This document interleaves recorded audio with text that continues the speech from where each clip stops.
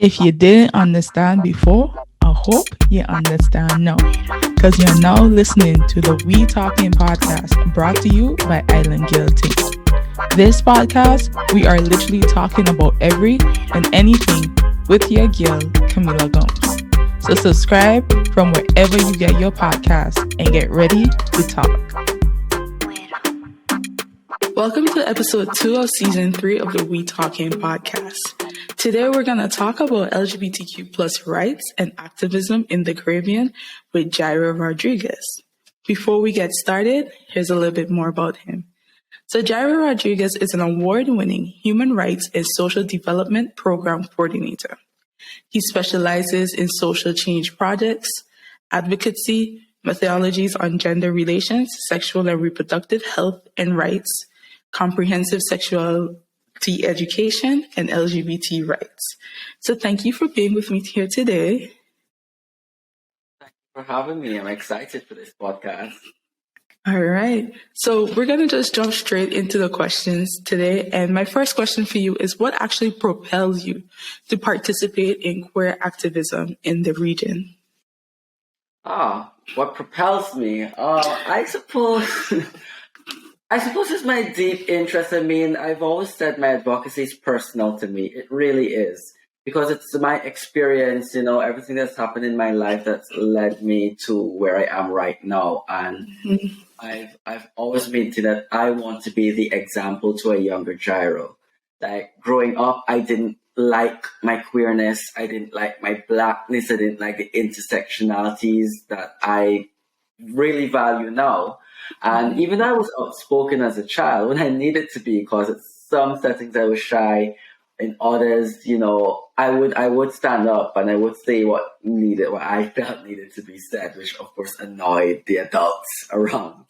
But that sort of paved the way for me to raise my own voice to my own issue on what's affecting my own community, which is the LGBT community in a culture that's very much rejecting towards our existence. So all of that really plays into why I do what I do. It really is personal, and it is for the younger generations of Jairos and others out there. And of course, I enjoy, what I do. I enjoy the rights that I'm trying to get for everyone. So, and I know you said that this is a way to pave a way for what a younger self would have been. So how to say this question? So what do you see yourself doing now that a younger Jairo that would be like shocked about or surprised about? My relationships, just my birthday was a few days ago, and one of the reoccurring themes that people are like, never stop being your authentic self. Always express. And I remember my cousin, she was like, you're an inspiration to your younger cousin. I've never really thought about it outside of what I wanted for me. I said I've always focused it to what would a younger Jairo like to see. And it really is me just enjoying myself, me loving myself, me being able to share that, me being able to just, that word again, authenticity, just being who I am. And that is queerness also, just to celebrate with people. My friends are incredible. My community is so artistic and vibrant and colorful. And it's really something to celebrate and enjoy. And I'm so happy that I'm fortunate and free enough to enjoy it as a queer man in Guyana, as a Caribbean citizen, because younger Jairo would have been terrified. Younger Jairo, didn't see or didn't want to be in that space. Younger Jairo couldn't identify. He was so confused. But now, knowing what I know and sort of, in my blog posts, doing these podcasts, doing like my little videos and my little writings, I know young people are going to be able to read it and see that this exists. There is a space in our society where I can be open and free and be myself and love myself for it. So I really think younger Jairo would look at 28-year-old Jairo and be like, you know what? Yes, you're getting there. I love it. We love to see it, honestly. I feel like that is you have so many young people, a lot of queer youth that don't really have that opportunity to feel themselves. And if you see people who are older and you see that they're thriving, it gives a little sense of hope that you can be in that position, you can be comfortable as well. So I guess moving on to my second question as we, I guess, go more into a serious matter of it. And so we've seen a lot of recent court rulings from the different courts within the region that focus on a lot of anti-gay laws, stating how they're unconstitutional, rejecting some of the laws, especially ones that deal with buggery, etc., across the region. So do you see these recent rulings changing the legal landscape across the region with these anti-gay laws and policies? And then what impact do you see this having on the region? Definitely, the legal landscape has been changing. It's been decades of, work finally meeting its apex, joining up. And it is a regional movement because this started years ago with several challenges. It even started in Jamaica, I think, up until 20 years ago. It didn't pass. It wasn't successful, but it at least paved the way as an option. And then we've seen it. We've seen it with the cross-dressing case in Guyana, where it went all the way up to the Caribbean Court of Justice, which is the final and the appellate and apex court in Guyana, Barbados, and Belize. And it's the precedent of it reaching the highest court in the region, and they just struck it down. And they were like, these laws are outdated. It has no place in a modern, diverse society. And I remember the president of the court, Justice Saunders, he wrote in his introduction, he said, everything under the sun, is just so diverse and so beautiful about our region. And it gives the introspection of diversity is praised in the Caribbean, for our ethnicities, our historical background, how our cultures clash, and carnival, how it's a combination of so many things, except LGBT people. It's, So with that, Caribbean queer people are no longer waiting for the government to change the laws. They're no longer waiting for people to accept. They're like, you know what? We're taking you to court. And that's exactly what they're doing, and they're winning. They've won in Guyana. They've won in Trinidad with the Jason Jones case. They've won with Caleb Orozco of Belize. And of course, recently we've seen the Antigua, Barbuda, and St. Lucia winning in their Eastern Caribbean Supreme Court, because the courts are upholding that these laws are just, come on. I mean, come on, Kamilah. These laws were written when we were colonies in Victorian era. It has no place in who we are as a people today. And well, to go to part B of that second question, if it's changing in society, so yes, legally it's changing, and I'm happy that courts are recognizing, and courts are taking case laws from India. It's not to say they're looking at European. A lot of people like to argue that, this is Western imposition of our values. All of these things are North American, Europe. No, these cases are actually being referenced from India and South Africa, the global South, that recognize that as post-colonial developing states, if we're to move forward from a colonial past, it means changing our colonial structures, which are these laws. And one of the arguments Guyana made, I'm starting to continue, ramble all you can. I'm so into this. Ramble. One of the arguments Guyana made, and so many Caribbean countries, because when we became independent, our constitutions had something called a savings law clause, which is you're being politically independent as countries no longer a British colony. However, you can't just scrap all the laws and recreate it. So we're going to insert into your constitution a clause that saves all the old laws so that you move forward as a country. So that is what the British did when they gave us independence. So states like Guyana, in the cross-dressing case, they argued that these laws cannot be changed because the constitution saves them from being changed. And the CCJ was like, there is no law that the court cannot review and look at, and and they were this. Oh my God, it was so amazing when this case. I know it was strict, it just started as 4 transgender women in Guyana being harassed by police, going to court, and the magistrate was like, "Turn your lives to Christ." And then going to the Court of Appeal, And the Court of Appeal was like, okay, it's not illegal to cross-dress unless done for an improper purpose. And then we were like, what's an improper what purpose? is an improper purpose? And the CCJ asked the same thing. The CCJ was like, laws aren't supposed to be vague. They're supposed to be clear and structured. And they're like, this clearly discriminates against this section of society, and we're striking it down. They did. Our parliament met, because obviously the court itself can't change the law. They could only instruct the government to do so. And the government met, and the government said, indeed, this law is old. The court instructed us to strike it out. We'll strike it out. So, as said, if we can no longer wait on government, so now we're in the court, going to courts, and courts are thankfully making the right. So it's also debatable who's right, but human rights perspective, development, equality, social justice, right is always about how we as a cohesive society can live together. And that's exactly part B now. What changes does that have for society? There's a good and bad to the legal changes that we're seeing.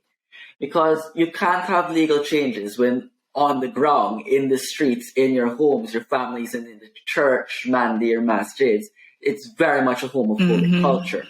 So while up there laws are changing, you still have homophobia that exists, in the private sphere. And not even in the private sphere, even in the public sphere itself. Yeah. So laws can change all the time. That doesn't mean society will.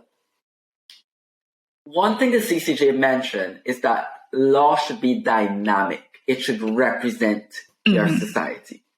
And if we're in a diverse, cohesive society, your law must represent such. It shouldn't discriminate against anyone.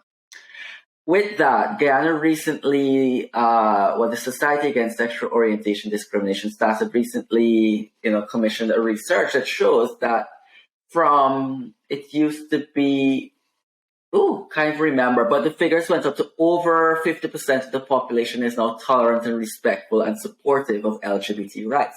So we've been seeing an upward trend towards that.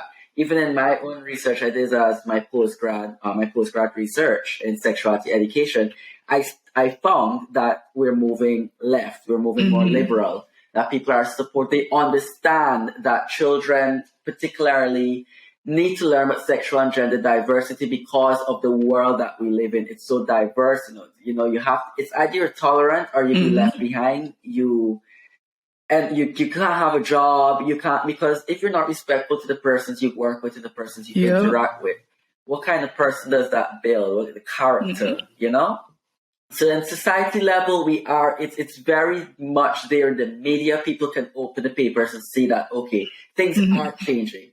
So in their mind, they can reject it, but they have to recognize that the world is progressing. The developing world, the Caribbean is progressing.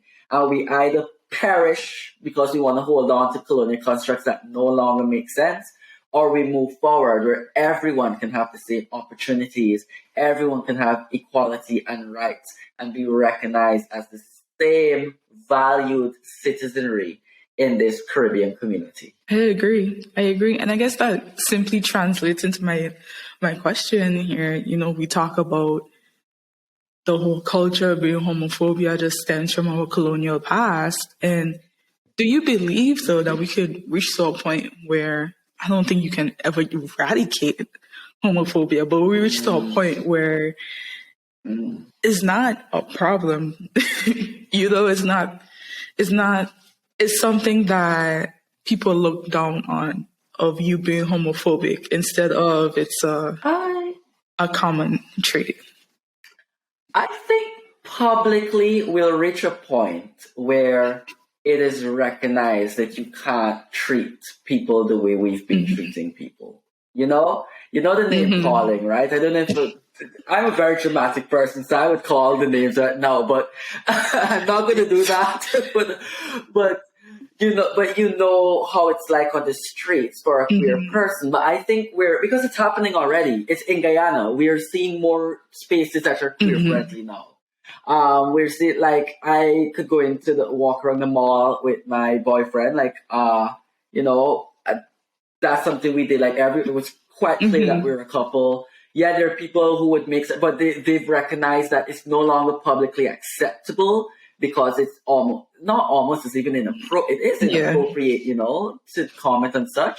So we're seeing in countries like in Guyana, and we're seeing in Trinidad now, you have this major Pride festival in Suriname, even Jamaica has, Jamaica Pride. So that just goes to show you, and Belize too, that just goes to show you that not because it's in the public, you're seeing it.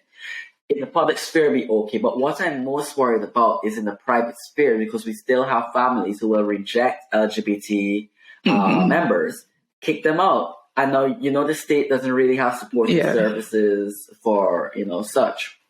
But families are the most important aspect of the community, of society. And we need to do more work with families. We need to have family counseling. We need to have family learning sessions. Honestly, it's an underserved area for LGBT advocates because, families are always seen as a private sphere. You could only go into them if it's asked for. But laws are going to be support. Like, you're going to see more and more queer persons in government, in businesses, openly working. You're going to see them on the streets. You're going to see them owning businesses in restaurants and stuff. You're already seeing it. I mean, Belize has, openly gay members in their government. And in Guyana, it's not publicly, but we know who they are. We know, and they're quite fine. And then, there are people like me who are just very unapologetic about my own identity and being. And I'm soon to be working in government. And, I just want people to know that it's quite okay, inclusivity, visibility, and don't discredit, as a community, you deserve to be anywhere you want to be. Work towards it. So we're going to get there, and we're getting there. And I know you mentioned on, creating family services and resources within that area, education, etc. Do you believe, well, I guess it's a two-part question. Do you believe this is something that should be established or funded by the state? As, we have so many different family planning resources that we're now going in as we, I guess, become a little bit more liberally in the sense of children and sex and stuff like that. Do you find that these things should be included in those family services? And then what vision would you see for those services? Well, it's always difficult for the state to go into a household. It could only go into a household if violence exists, really, or suspect of a major crime. And unfortunately, we see discipline in the Caribbean. I mean, if we don't see corporal punishment as violating the rights of a child, and we see it as discipline, obviously you're not going to see queer, homelessness as an issue. It really is. And there are laws that cover it. For example, child engagement, like if you just leave a child alone, you push them out and so. But the thing is, as I said, it's just how we view certain things. We view it as almost justified to beat a child or push them out because they're queer. So I don't necessarily think new laws need to be created to cover that. It's just strengthening the laws that exist when it concerns how you treat your child, which includes discipline. What we can do, what the state, because the question really is what the state can do, right, for family services. The state can support counseling, family counseling, which always is a conversation. And then there are some counselors that exist that, you pull your child to a counselor because you're queer, hoping that God can save them through a counsel session. But if counselors can, approach, and actually this is an example of a colleague of mine that I knew, is that even when their family put them into counseling, the counselor was like, there's nothing wrong with being queer, and the family wanted a second opinion. And, that's the thing. You need professional counselors indeed to tell you that there's nothing wrong about being queer. There's no mental disorder. It can't, it's just for you to embrace this and to learn together. This is an opportunity to learn and grow together. Fortunately, I've had that with my mom. I've had to grow into my being. I did tell you many of my advocacies from my own experiences. And we have to grow together, me loving and identifying and being open about who I am, to speak to her about my identity, to be honest with her about it. And I remember even a few, there's this thing she said to me when I told her, I told her that I was meeting this guy. And she was like, she breathed. She's like, at the end of the day, you're my son, and I have to love you and support you and protect you. So what can I do? And that was so profound coming from her, because when I was a teenager, I didn't hear that. I heard the threat of being kicked out if I ever wanted to be gay. And it was, that growth that we did together, and that is what the state needs to support. If you're doing family counseling, it's an opportunity to grow together. And with that, I think definitely what the state can invest in is sexuality education. Now, if you can have sexuality education, it goes way past, LGBT identities, It goes to how you treat sexual and gender minorities, including girls and women, how you treat people of differences. It goes with a tolerant and cohesive society. Sexuality education goes with enjoying a sexual lifestyle, knowing that, you don't need to kill yourself. You don't need to beat up yourself. You don't need to, hate yourself for just being having sexual thoughts, so to speak. If you have the right information and the right guidance, it really prevents you from that self-hatred and that damaging phase that a lot of queer people go through. Just last night, I was telling a friend that I used to cry myself to sleep because I hated thinking that, I am attracted to the same sex. I didn't want to be, but I knew I was. I was very confused about it. And it took a lot of me. They asked me, how am I so confident with the way I am now? I said it took a lot of self-actualization and self-love to be able to laugh at myself right now and to enjoy myself. And one of the most important things I want to do, Kamilah, is to just share that with both the queer community and the heterosexual straights. I want to share my love, my growth, my understanding with them in the hopes that they too will grow and understand just as I had to do. Because I'm still learning about myself, I'm still experimenting. I'm still learning about my own being and sexuality. And that's why, you have me on Twitter sometimes. I'm so direct and so, with sexuality, because people are there and people are going to have questions and people want these conversations even if they don't say anything because of fear of being outed or judging and stuff. So I always have an open book. I really am. Because I wanted to see an open book growing up. It would have made me, not have to go through adolescence, that loneliness you feel, because who do you turn to? Who do you turn to when you have these questions and feelings? And that is what the government can do when it concerns sexuality education, giving the right guidance and information on this. In a month or so, I'll make public my research in sexuality education in Guyana. And it's just very interesting responses. It's very value-based. I don't know if you have the time to talk about that, but I love research, so as soon as our paper drop, I'll probably share it everywhere, because I feel like conversations, and we don't really have much research based on the region when we talk about things like this. We really have to pull out sources from like the US or Europe. And so like the fact that you have this coming out and is just to show and prove like what's really the Caribbean perspective, what is really happening. And I bet you have some findings that might have all of us go like, oh, okay, I didn't know that was a thing. Well, it's so interesting that you said, and indeed, we do have a research gap in the region. And even when we do research, it's lost after a couple of years, like, the storage and the retrieving of it.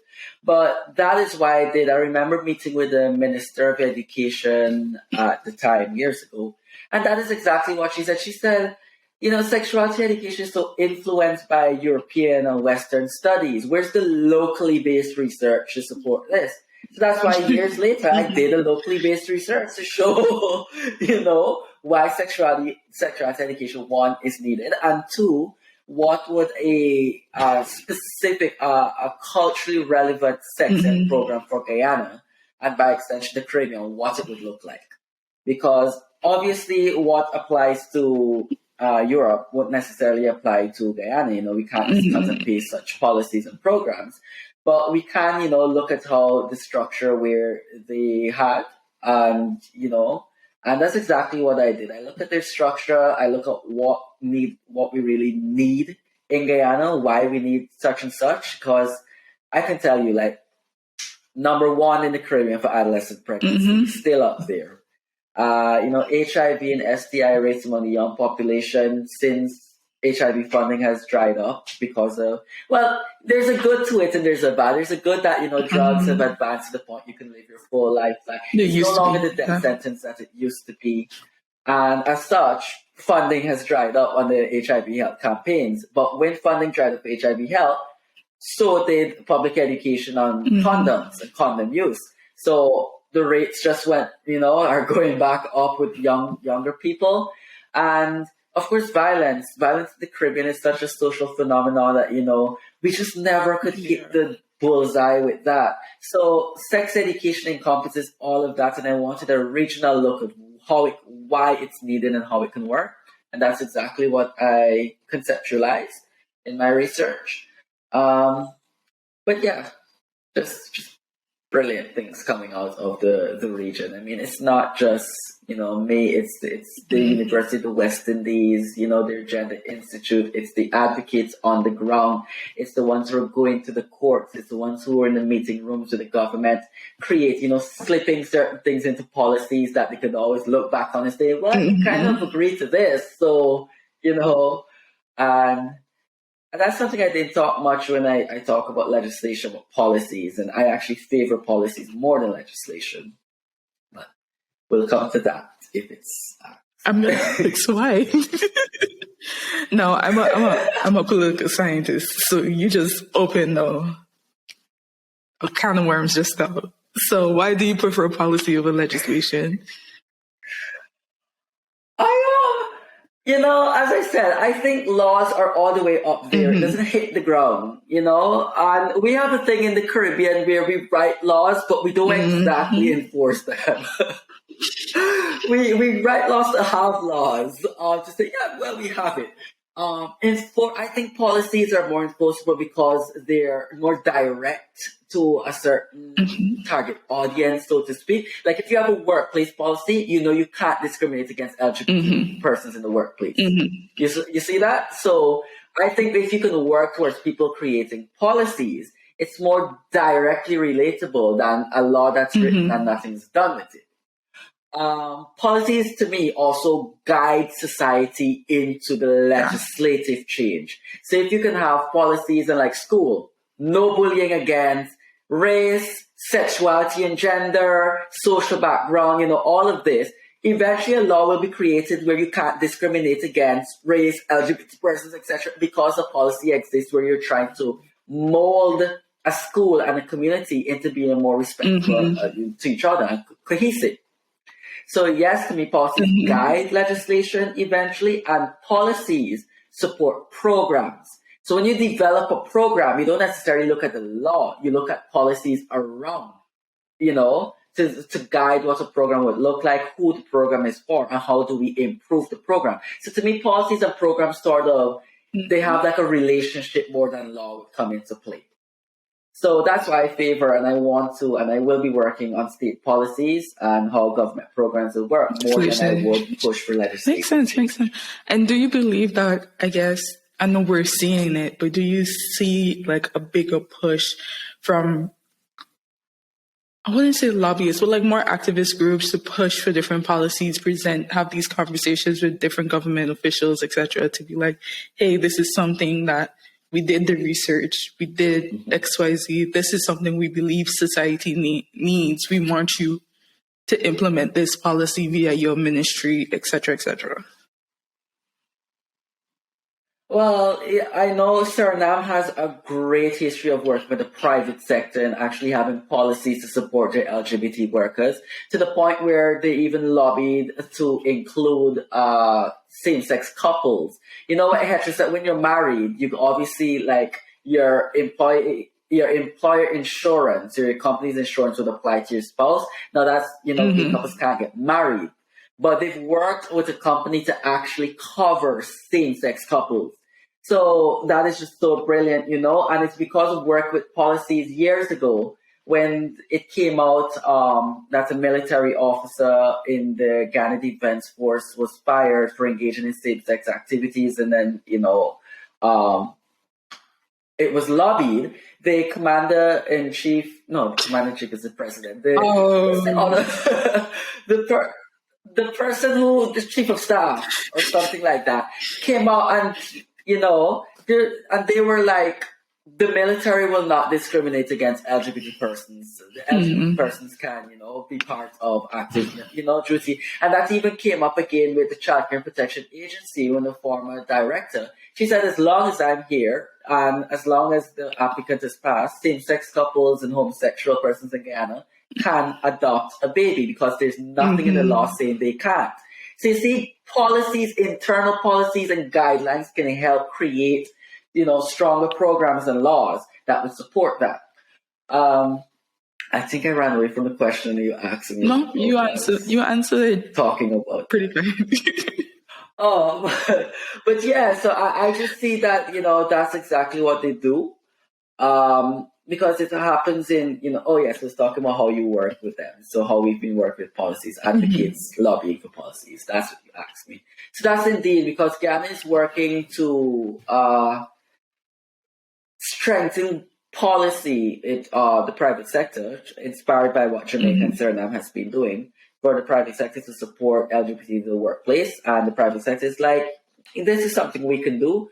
And with that, when we do that with the private sector, we're moving forward to approaching the Ministry of Labour for the government to then change the legislation, the Prevention of Discrimination Act, to include sexual orientation and gender identity and expression as grounds for discrimination, so that LGBT persons cannot be denied employment or rejected from employment or fired based on their sexuality and identity. So again, you see, it all comes to having that approach where you can have just the private sector or one company or a ministry, which would then lead into the group, which would then influence the government changing their position or their policies. Awesome. That's great. No, that was great. It's really a lot of steps you have to take, but I feel like at the end of the day, when it happens, it's worth it, and you feel good, and then you feel a little better inside. It is. So we're gonna transition into my final question for you today, which is our fun question for today. And so, if you guys haven't known by now, Jairo is Guyanese. So my question for you is, what is your favorite thing about being Guyanese?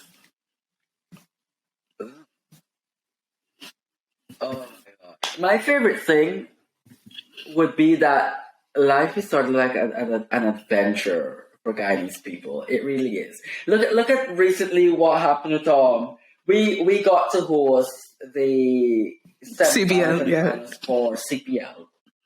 And we just didn't take that. We created an entire carnival for cricket around CPL. We have parties and concerts, bringing people together. Life is really an adventure for Guyanese because of how diverse we are. And it's something I wanted to brand us because on the coastland and in the city, we really identify as Caribbean.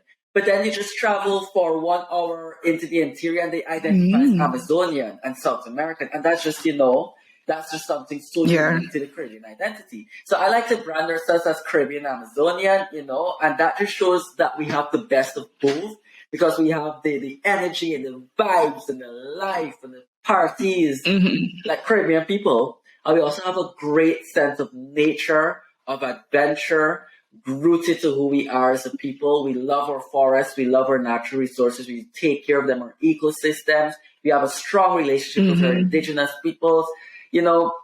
So it's just an adventure anywhere you go, and it's never the same place. We have like the whole of Guyana itself. It's just a different vibe, a different dialect you're going to hear, but we're just all accommodating, welcoming people that we just want to show you that the best of ourselves. So I think that's the best thing and something I absolutely love about Guyana. And if I can continue, it's just that, they always say like to share prosperity. I remember when we discovered oil in 2015, we were like, this is not for us. This is for the people of the Caribbean. And we are going to show whatever wealth we have is going to be theirs. And I remember, unfortunately, when the hurricane struck Barbuda, and the government at the time was like, Guyana has land. If you want to come, we'll give you land. And just, our president is working with the Barbadian, Queen of the Caribbean, Prime Minister Motley on being food secure, because we spend billions of dollars importing food in the region when we have the land and resources to provide her, So we're working, Guyana was like, we're going to take that oil well, put it into agriculture and feed the region. So all of that is just to say we want to share, Guyanese always wanted to share the best of ourselves with our Caribbean family, and I just love that life. I love that. I am going to throw a little shade though. When you guys going to actually win CPL? Because oh my gosh, you know what?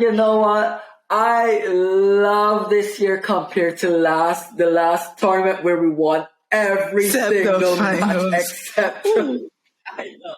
I love that this year we were the underdogs. We lost every single match until we lost all of them until the qualifiers, but then lost the final qualifier. So I'm very happy with that, But we were gonna get there, and when we get there, it's good. Listen, Guyana is gonna be shut down. We're gonna just party for weeks because no one deserves a CPL title more than Guyana. At one point, we were always in the finals, and always the bridesmaid. The bride. Every year I'm like, okay, Guyana gonna make it. Okay, I see it, and then Guyana never make it, and I just have to be like. You know what Guyanese say, right? You know what Guyanese say every year. Every year we say, it's we year, this year is we year, this year is we year. Every year we say that. And then at the end when we get knocked out, we're like, next year is we year. and I love that. As a person who loves cricket, but rarely have cricket representation right now, we're a hopeful people. I love to see all the confusion around this. But thank you so much for talking with me here today. Before we go, tell the people where they can find you on social media, where they can contact you. Oh, all right. Well, my Twitter is pretty much open. It's one of the profiles I haven't locked yet. Well, thanks to Twitter Circle, I might never lock it because... Oh my wildness is a Twitter circle, but all of my handles everywhere it's the same. It's at Jairo Juergen. That's my first and middle name. Everything: YouTube, Instagram, Facebook, every single social media platform. It's the same handle at Jairo Rodrigues. Just you can always hit me up, have a conversation. Let's talk if you have any questions. But certain things is for certain things. If you want a professional Jairo, LinkedIn. If you want me on social commentary, Twitter. If you want me in my madness, Facebook. So yeah. Oh, and YouTube. I post like educational clips on sexual and reproductive health and rights and like things like this. I would reshare on YouTube. That's going to be my video library. Awesome. So, great. Yeah. So thank you so much. And thank you for listening to episode 2 of season 3 of the We Talkin podcast. And we see you next time. Bye.